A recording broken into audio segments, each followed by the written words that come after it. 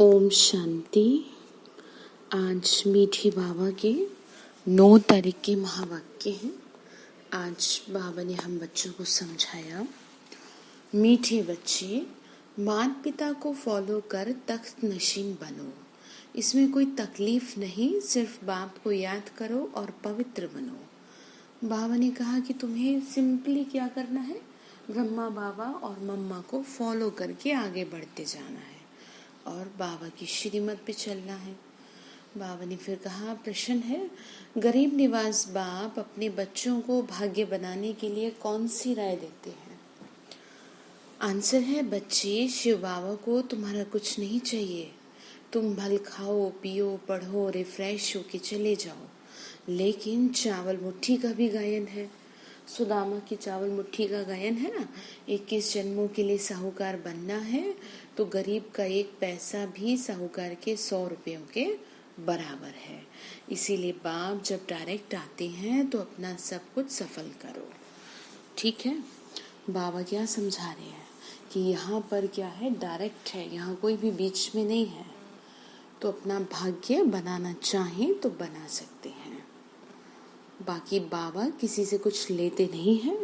ठीक है, क्यों? क्योंकि ना तो उसका शरीर जो उसको पहनने को कपड़े चाहिए, ठीक है, न खाने को कुछ चाहिए। वो तो ज्योति स्वरूप है, वो तो आपको देना ही पड़ेगा उल्टा भगवान को। ठीक है, ब्याज सही देना पड़ता है बच्चों को। तो गीत है, तुम ही हो माता पिता, तुम ही हो। ओम शांति। गीत का अर्थ तो बच्चों ने समझा। वह भल पुकारते हैं परंतु समझते नहीं। दुनिया में लोग पुकारते हैं ना, तो तुम जानते हो वह हमारा बाप है। वो क्या है? हमारे पिता है। वास्तव में सिर्फ वह तुम्हारा बाप नहीं, लेकिन सबका पिता है। ये समझने की बात है। दुनिया में लोग इसीलिए परेशान हैं कि वो इस बात को क्या नहीं कर पा रहे हैं, इस बात को रियलाइज नहीं कर पा रहे हैं, इस बात को समझ नहीं पा रहे हैं कि वो हम सभी का पिता है और उसे अच्छे रिजल्ट पाने के लिए पिता के रूप में याद किया जाए तो बहुत अच्छा रहेगा। बाबा ने फिर कहा कि देखो, जो सभी आत्माएं हैं उन सभी का बाप परमात्मा जरूर है। बाबा बाबा कहने से वर्षा जरूर याद आता है। वर्षा अर्थात सुख, शांति, संपत्ति, स्वर्ग की बादशाही, वो याद आता है ना। बाप को याद करने से विक्रम विनाश होंगे। तो बाप बच्चों को कहते हैं, तुम्हारी आत्मा पतित बनी हुई है, अब उसको पावन बनाना है। सभी का बाबा है तो बच्चे जरूर खुद निर्विकारी होने चाहिए। बाबा ने क्या कहा, मैं सभी का पिता हूँ, खास तुम बच्चों के लिए और आम सारी दुनिया के लिए धरा पे उतरा हूँ, क्योंकि तुमने मुझे ज्यादा पुकारा। मनुष्य नहीं अभी समझ पा रहे हैं। पिता के रूप में पुकारा ना तुमने तो, ठीक है, भगवान को पिता के रूप में जब से जान लिए तब से जीवन बदल गया। उससे पहले तो कुछ ऐसी था नहीं, धक्के खा रहे थे। तो सभी का बाबा है तो बच्चे भी फिर बाबा का निर्विकारी हो। इस समय सब कोई समय था जब सब निर्विकारी थे और इस समय सब विकारी हैं। तो बाप खुद समझाते हैं, जब श्री लक्ष्मी नारायण का राज्य था तुम सब निर्विकारी थे। इतनी सब जो मनुष्य आत्माएं देखते हो वह भी निर्विकारी होंगे। बाबा ने कहा, स्वर्ग में वो सब कैसी है? निर्विकारी। क्योंकि शरीर तो विनाश हो जाएगा, बाकी आत्माएं जाके निराकारी दुनिया में रहती है। बाबा क्या कह रहे हैं, शरीर का तो नाश हो जाना है, आत्माएं बैठेंगी परम धाम में। वहां ही सब आत्माएं आती हैं इस दुनिया में पाठ बजाने। पहले पहले भारतवासी आते हैं। भारत में पहले पहले इन लक्ष्मी नारायण का राज्य था, तो और सब धर्म वाले निराकारी दुनिया में थे। जब इस दुनिया में देवी देवता रहते थे, देवी देवताओं का घराना था, तो बाकी की सभी आत्माएं परमधाम में रहती थी। फिर नीचे उतरे हैं वो लोग भी, जैसे और धर्म स्थापक। जब देवी देवता धर्म प्रायलोप हो गया, वो छिप गया, बाबा ने कहा, जब तुम खुद को भूल गए तब औरों ने राज करना शुरू किया। फिर अभी बाप तुम बच्चों को निर्विकारी बनाते हैं, निर्विकारी देवी देवता बनाने के लिए। किस लिए बना रहे हैं? क्योंकि आपको देवता बनाना है।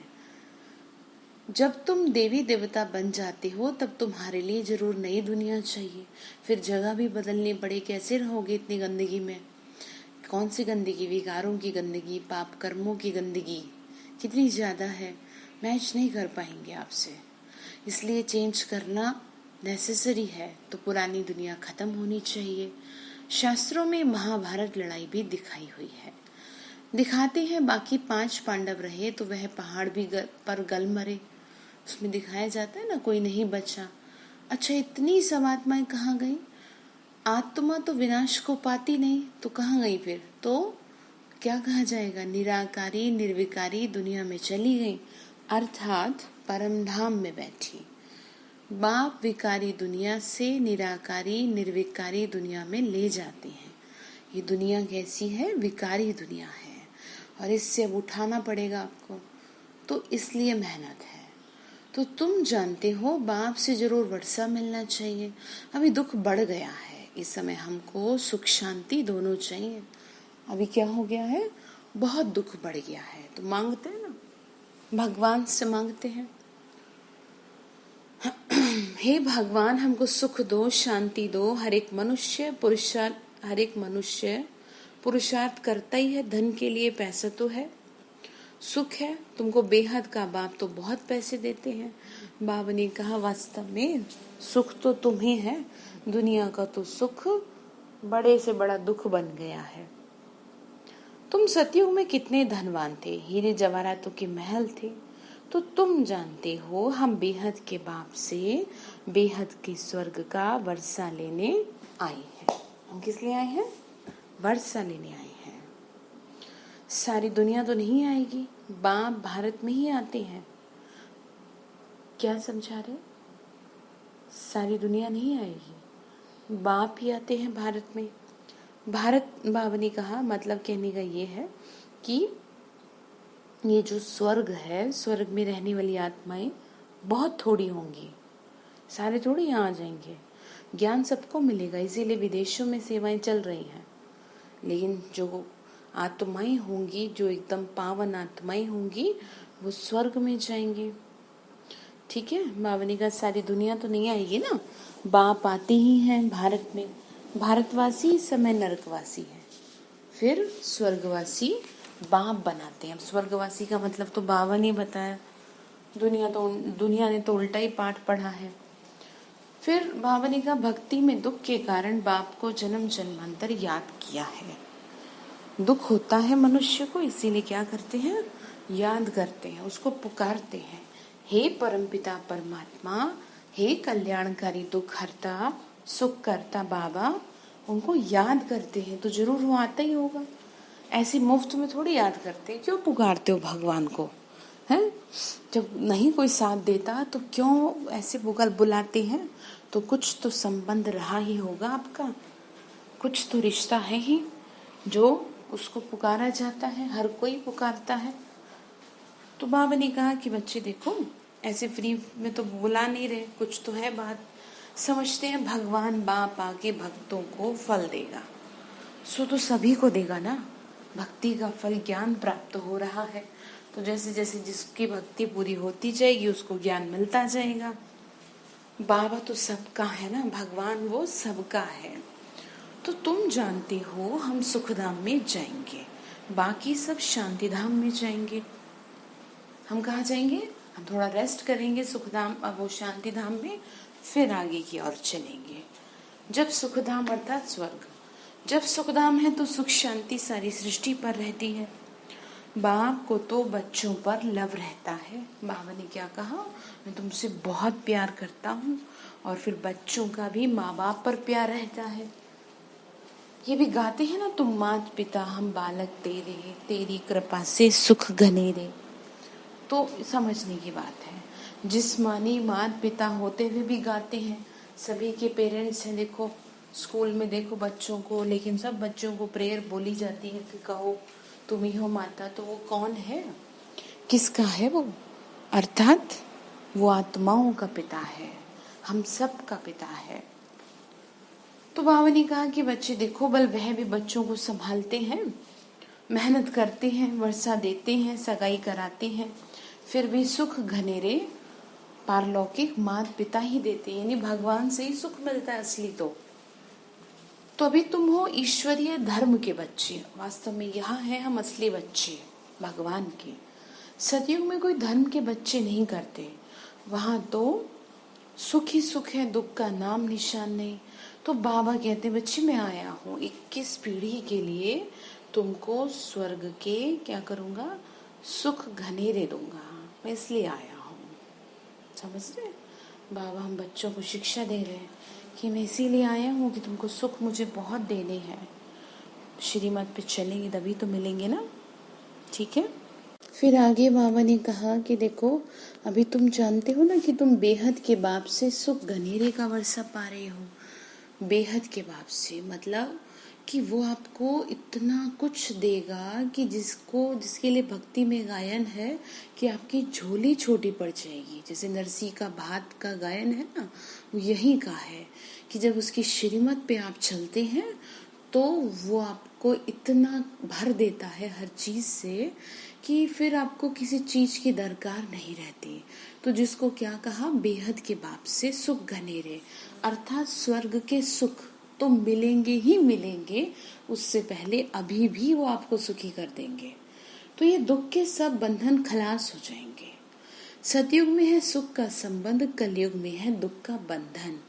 बाप सुख के संबंध में ले जाते हैं, उनको कहा ही जाता है दुख हरता सुख करता। बाप आकर बच्चों की सेवा करते हैं। बाबा क्या करते हैं, आके सेवा करते हैं हमारी। तो कहते हैं हम ओबीडियंट सर्वेंट हो, तुम्हारा नौकर हूँ, आज्ञाकारी। देखो कहने में भी कितना खराब लग रहा है मैं तो। क्यों कहा ऐसा, लेकिन कि कितना तुम्हारा सुबह से लेके शाम तक जो कहते हो जैसे कहते हो सब करता हूँ तुम्हारे लिए। तुमने मुझे आधा कल्प याद किया कि हे बाबा आके हमको सुख घनेरे दो। अब मैं आया हूँ देने, तो श्रीमत पे चलना है। ये मृत्यु लोक सब खत्म हो जाने वाला है। क्या कह रहे हैं, सब कुछ समाप्ति की ओर चल रहा है, इसीलिए तुम अब मेरे साथ चलो। अमरलोक स्थापन होता है। अमरपुरी में जाने के लिए अमरनाथ बाबा से तुम अमर कथा सुन रहे हो। क्या कह रहे, अमरनाथ बाबा से अमर कथा सुन रहे हो। वहां तो कोई मरता नहीं है, ठीक है। सतयुग में तो मरना अर्थात समझ गए ना। मुख से कभी भी ऐसे नहीं कहेंगे फलाना मर गया। शरीर छोड़ते हैं और एक छोड़ के दूसरा लेते हैं।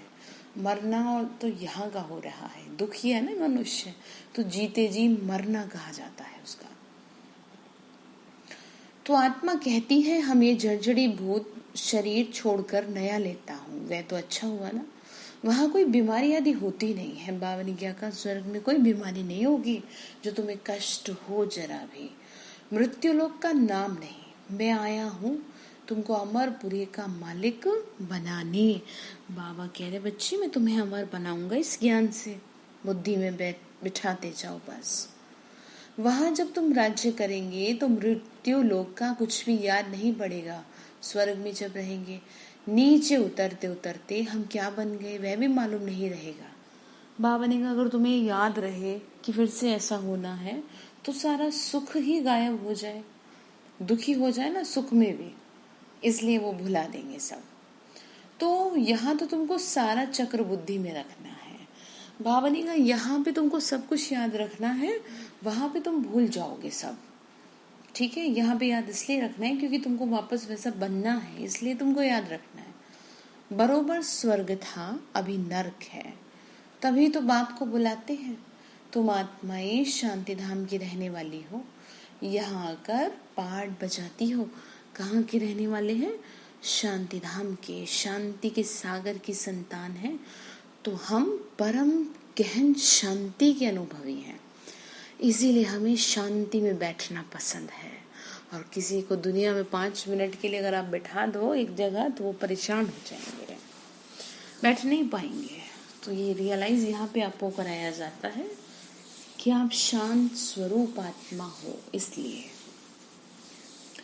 यहाँ से तुम संस्कार ले जाएंगे घर, फिर वहां से आके नया शरीर धारण कर राज्य करेंगे।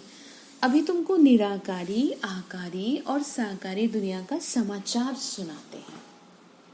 बाबा क्या कह रहे, परम धाम का, ठीक है। परम धाम का, साकारी दुनिया का और आकारी दुनिया का, तीनों दुनिया का समाचार सुना रहे हैं। सतयुग में थोड़ी ये पता पड़ेगा, वहां तो सिर्फ तुम राज्य करेंगे। सतयुग में तो कुछ नहीं याद रहेगा, सिर्फ सुख में आत्मा रहेगी और उस सुख का आधार है ये ज्ञान, भगवान की श्रीमत का हाथ। बाबा ने कहा वहां तो, बाबा कह रहे बच्ची वहां तो सिर्फ तुम राज्य करेंगे, ड्रामा को भी तुम जानते हो ना, तुम्हारी आत्मा जानती है। बाबा कह रहे बच्ची तुम्हारी आत्मा जानती है, सतयुग के लिए हम पुरुषार्थ कर रहे हैं, स्वर्ग में चलने लायक जरूर बनेंगे, अपना भी कल्याण और दूसरों का भी कल्याण करेंगे। क्या कह रहे हैं? अपना भी कल्याण कर भला तो हो भला, ठीक है, और आपके साथ साथ दूसरों का भी कल्याण। फिर उनकी आशीर्वाद तुम्हारे सिर पे आती रहेगी। जैसे किसी को ज्ञान सुनाया, किसी को सही रास्ता दिखाया, उसके जीवन में जो सुख शांति आएगी उसका शेयर आपके पास आता जाएगा, क्योंकि आप उसके जीवन को शांत और सुखी बनाने के निमित्त बने, आप उसे भगवान की राह दिखाने के निमित्त बने, आप उसे श्रेष्ठ दिशा दिखाने के निमित्त बने। तो किसी का जीवन सुधार देना, किसी को सही रास्ते पे ला देना बहुत बड़ा पुण्य है। और ये ऐसे ही है शेयर मार्केट की तरह, जहाँ जहाँ जितना आगे बढ़ता जाएगा उसका आपको प्लस प्लस आता जाएगा। तो ऐसा बिजनेस कहाँ होगा बताओ? तुम्हारा प्लान देखो कैसा है। इस समय सभी को अपना अपना प्लान है, बाप का भी प्लान है। वो लोग डैम्स आदि बनाते हैं तो बिजली आदि पर कितने करोड़ों खर्चा करते हैं। तो बाबा समझाते हैं अब वह सब है आसुरी प्लान और हमारा है ईश्वरीय प्लान। अब किसका प्लान विजय को पाएगा? बाबा ने कहा तुम देखते जाओ, जो दुनिया में लोग अपने अपने प्लान बना रहे हैं वो सक्सेस होंगे या जो मैं बता रहा हूँ वो होगा। बाबा कह रहे वो तो आपस में ही लड़ पड़ेंगे। देख रहे ना देशों का क्या हो रहा है, किस समय क्या हो जाए कोई नहीं जानता। सभी का प्लान मिट्टी में मिल जाएगा। वो कोई स्वर्ग की स्थापना तो नहीं करते, वो जो कुछ करते हैं वो दुख के लिए करते हैं, दुख का कारण बनते हैं। चाहे वो कुछ भी कह लो, चाहे ये कह लो आप कि भाई अपने अपने देश के लिए कर रहे हैं, परंतु दुख को इनविटेशन दे रहे हैं इन सारी चीजों के जरिए। वो बाबा ने कहा कि बच्चे देखो, नरकवासी मनुष्य नरक में रहने के लिए प्लान बना रहे हैं, बाबा का प्लान स्वर्ग बनाने का चल रहा है। तो तुमको कितनी ना खुशी होनी चाहिए। गाते भी है ना, तुम्हारी कृपा से सुख घनेरे। और जो ज्ञान में चल रही हैं आत्माएं, जो श्रीमत का पालन कर रही हैं, उनके सर पे तो भगवान का हाथ है, तो उनके जीवन में तो सुख ही सुख है। वह तो पुरुषार्थ कर लेना, बाबा ने कहा सुख पाने हैं तो बाबा कहते हैं जो चाहिए सो लो। चाहे विश्व के मालिक राजा रानी बनो, चाहे फिर दास दासी बनो, जितना आप पुरुषार्थ करेंगे, जितनी मेहनत करेंगे, उस हिसाब से आपको पोजीशन प्राप्त होगी।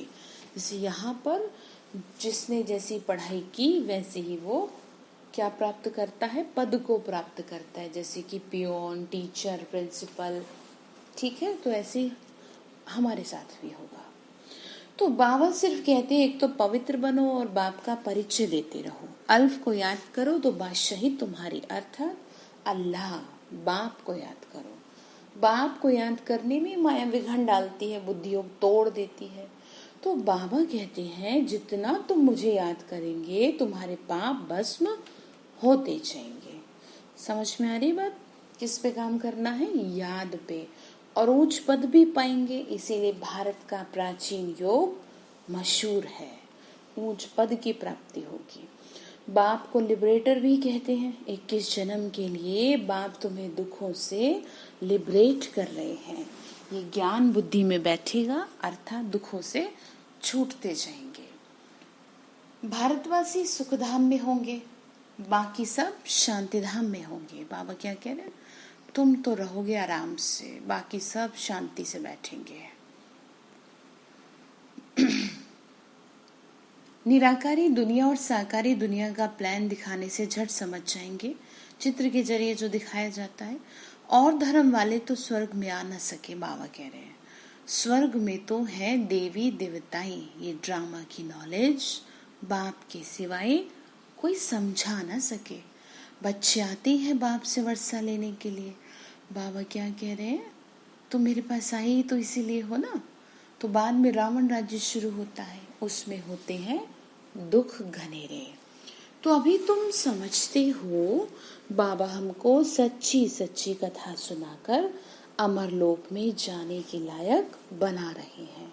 अभी ऐसे कर्म करते हो तभी तो 21 जन्मों के लिए तुम धनवान बनते हो। बाबा ने कहा श्रीमत अनुसार श्रेष्ठ कर्म होते हैं तभी तो सुखों से भरपूर होते हो। तो कहते भी है ना, धनवान भव पुत्रवान भव। वहाँ एक बच्चा एक बच्ची तुमको जरूर होंगे। आयुष्मान भव, लेकिन होंगे संकल्प शक्ति से। जैसे यहाँ पर देवों का जन्म दिखाया है, ऐसे वहाँ सतयुग में सभी का जन्म ऐसे होगा। विकारों की बात नहीं है। आयु भी 150 वर्ष होगी। अकाले मृत्यु कभी होता नहीं है। बाबा ने कहा ऐसे में कभी भी डेथ हो गई, पूरा समय कर लेंगे। थोड़ा हो सकता है 10-20, किसी का 5-10 ऊपर नीचे हो, लेकिन ऑलमोस्ट इतना ही होगा। तो यह बाप ही समझाते हैं, तुम आधा कल्प हमको पुकारते आए हो। सन्यासी ऐसे कहेंगे क्या, वो क्या जाने इस बात को। बाबा कितना प्यार से समझाते हैं आपको, बच्चे ये एक जन्म अगर तुम पावन बनेंगे तो 21 जन्मों के लिए क्या होगा बताओ। 21 जन्मों के लिए सुख घनेरे पाएंगे और पावन दुनिया के मालिक बन जाएंगे। पवित्रता में तो सुख है ना। तुम पवित्र दैवी धर्म वाले थे।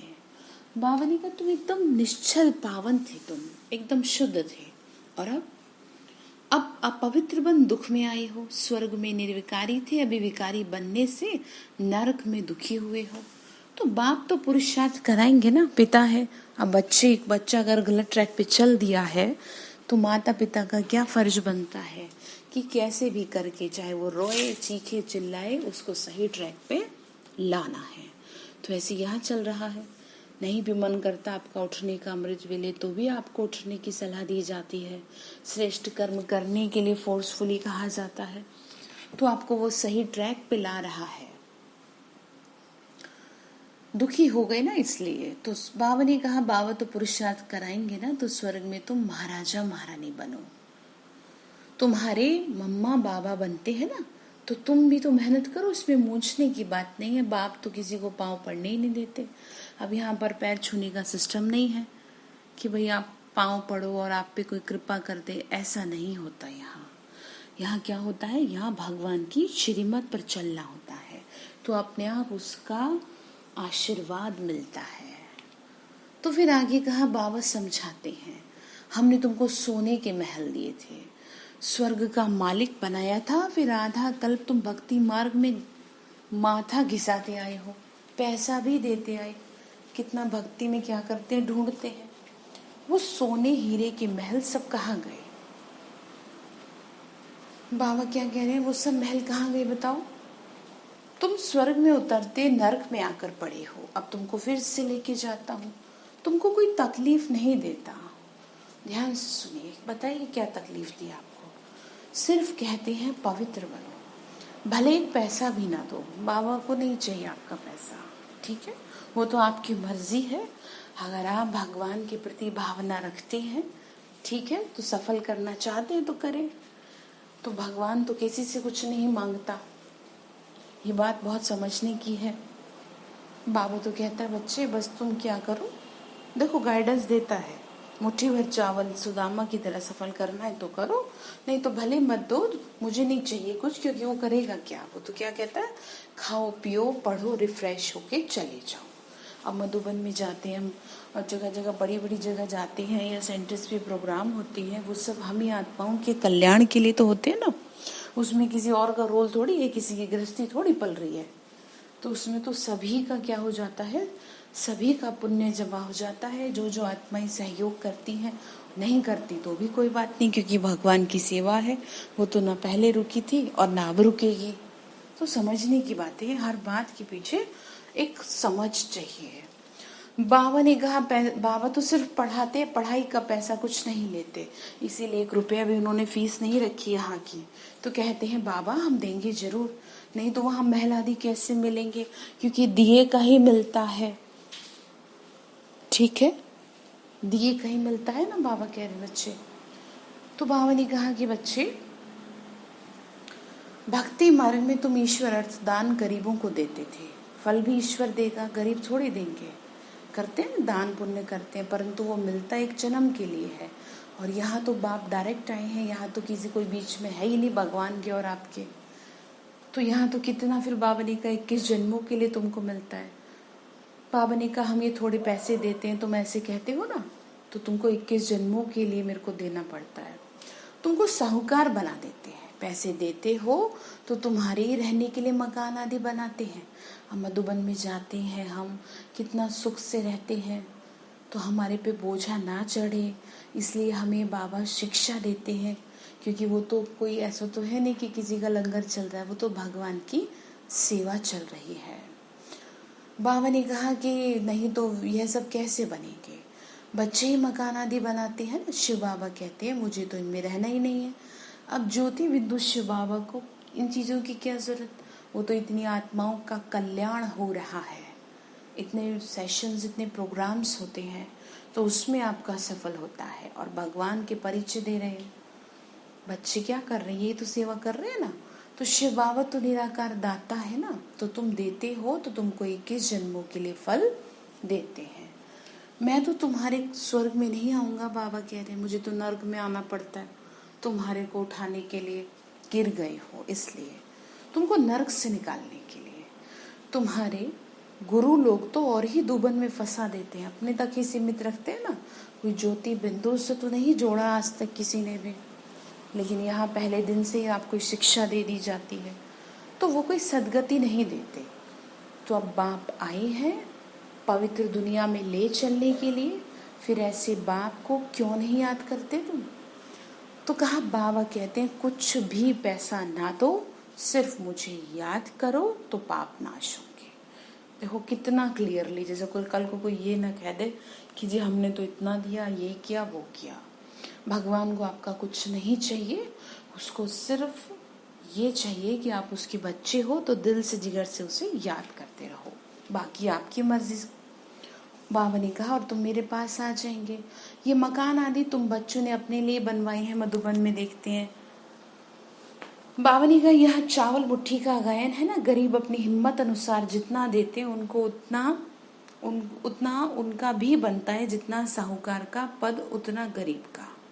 मतलब किसी को ये ना रहे कि मेरे पास तो इतना है नहीं तो मैं कैसे करूं, तो जितना है वो इक्वल कर रहे हैं, तो दोनों का एक हो जाता है। गरीब के पास है 100 रुपया तो उनका 1 रुपया, साहूकार तो बहुत है, साहूकार को तो बहुत है तो वह 100 दे, दोनों का एक ही फल होगा। भावना भी डिपेंड करती है ना, इसीलिए बाप को गरीब निवास कहा जाता है। सबसे गरीब है भारत, उनको ही मैं क्या करता हूँ, साहूकार बनाता हूँ। गरीब को ही दान दिया जाता है ना, तो कितना क्लियर कर बाबा समझाते हैं। बच्चे अब मौत सामने खड़ी है, अब जल्दी जल्दी करो, याद की रफ्तार बढ़ाओ, मोस्ट स्वीट बाप को याद करो तो तुम बहुत धनवान बन जाएंगे। बाप तुमको ऐसे नहीं कहते कि माथा टेको, मेले मला खड़े में जाओ, नहीं, घर में बैठे बस याद करो। बाप है बिंदी, उनको परमपिता परमात्मा कहा जाता है। सुप्रीम सोल, सबसे ऊंचे ते ऊंचा है वो।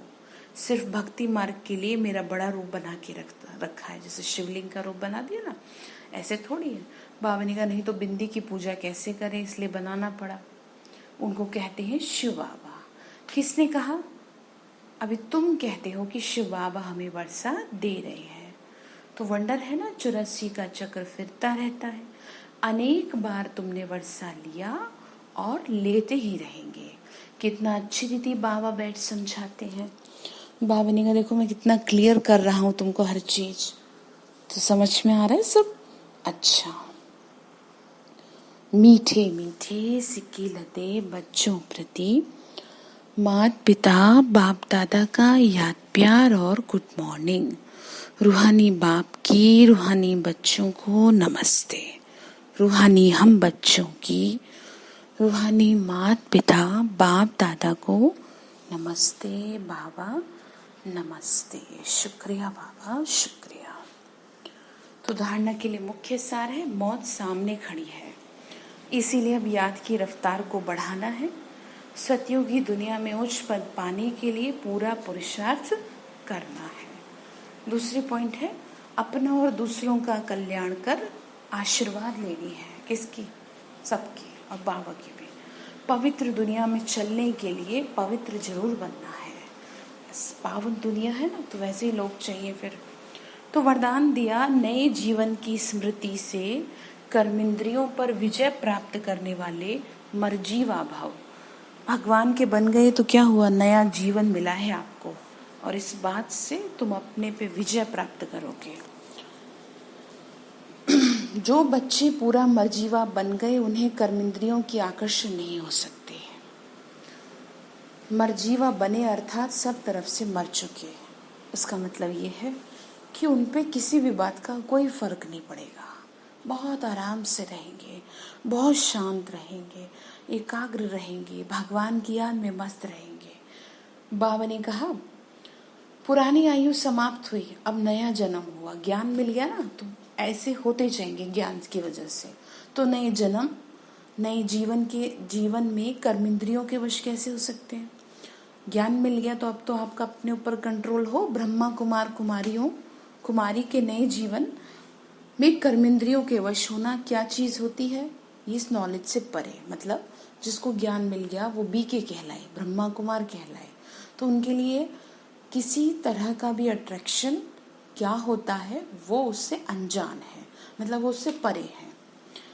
शूद्रपन का जरा भी सांस अर्थात संस्कार कहीं अटका हुआ ना हो। ठीक है, शूद्रपन समझते ना, बहुत छोटी बुद्धि, बहुत खराब संस्कार, वो तो हो ही नहीं सकते, क्योंकि नया जन्म मिल गया आपको। तो ज्ञान बुद्धि में बैठा तो जीवन बदला। तो इसलिए ध्यान रखिए, किसी भी तरह से कर्मेंद्रियों के वशीभूत नहीं। मतलब ऐसे नहीं कि बोलना नहीं चाह रहे और बोल रहे हैं, हाथों से कुछ गलत कर्म नहीं चाह रहे फिर भी हो रहा है आपसे, आपका अपने ऊपर कंट्रोल नहीं है, क्योंकि फिर हिसाब देना पड़ेगा ना, इसलिए ध्यान रखिएगा। स्लोगन है, अमृत वेले दिल में परमात्मा स्नेह को संभालो तो और कोई स्नेह आकर्षित नहीं कर सकता। किसको समाना है? परमात्मा स्नेह को। सुबह सवेरे मिलता है वो सबसे ज्यादा। अच्छा, आज का जो होमवर्क है वो आपको ग्रुप में भेज दिया गया है, तो उसको जरा भी इग्नोर ना करें। जैसे नवरात्रों में लोग अन्न का व्रत रखते हैं, इसी तरह से जब अच्छे से कोई करते हैं दुनिया में, तो कहते हैं ना, भगवान माँ उसे खुश होकर कुछ देगी, उसकी इच्छा पूरी करेगी। तो वास्तव में जब आप भगवान की बात मानेंगे नहीं, जो 9 दिन का संकल्प आपको दिया जा रहा है, तो पता नहीं वो खुश होकर आपको क्या दे दे, जो चाह रहे हैं वो दे दे आपको। ठीक है? अच्छा, ओम शांति।